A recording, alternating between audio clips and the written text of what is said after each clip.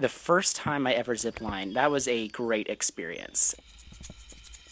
You still have your, what I like to call land legs. You're not used to being up in the trees. You're kind of trying to get your bearings, figure everything out. But as soon as you step off that line, which is what happened for me, and just have that rush of adrenaline, you're stepping off into what feels like empty space, even though you're attached to a cable, and then just flying through the air.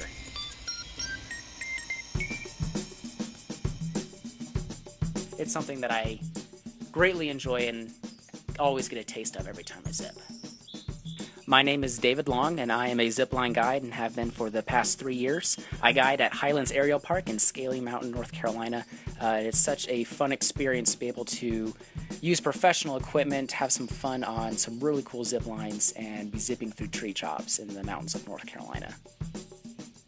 My job as a zipline guide entails a lot of really cool things, a lot of cool hardware. We have trolleys, professional level carabiners, lobster claws, which are fancy ropes attached to professional metal clips to keep you safe and keep you secured into safety lines on platforms and on trees and on the zip line itself. I also have all kinds of cables, torque screws, all that kind of fun stuff in order to keep you safe while you're zipping.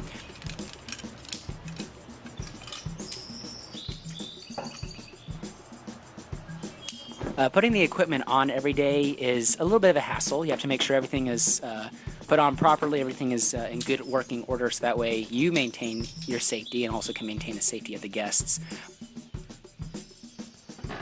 But it's a very necessary process and a very easy routine to get into. Putting on the harness to make it nice and comfortable. It's not fashionable whatsoever, but it makes you feel secure and it makes you feel safe, and it's makes you look kind of cool after a little bit. You kind of have that professional look. You have that adventurer or mountaineer kind of look about you once you put on all that equipment. Keeping it maintained is a little bit of a hassle too, but again, being able to know the back ends of your equipment, making sure you know it forward and backwards, all that makes it very easy to use and very easy to understand after working with it for a little bit. As a zipline guide, I help guests cross the lines, keep them nice and safe using all that professional equipment, and also get to tell them a little bit about the lines and about the scenery that they get to see while they go through the lines themselves. When we go ziplining, we usually start at ground school, take the guests through what zipping actually looks like, what it feels like, kind of give them some explanation of the lines, show them how we hook them up, how we keep them safe, and how they should look while they're zipping. After we go from ground school, we'll go up to the first platform, which is just a 40-foot high zip, about 40 feet long as well. Kind of gives you a nice feel for it, make sure that you're comfortable with zipping, know what to expect in the latter lines.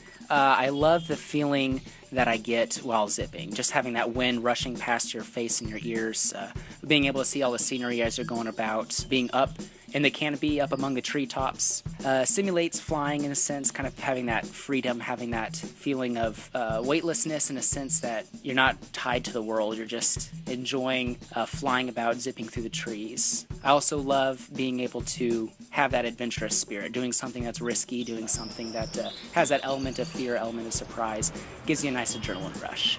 Hey, Laura. The people I work with are great. They're all kinds of fun, adventurous types.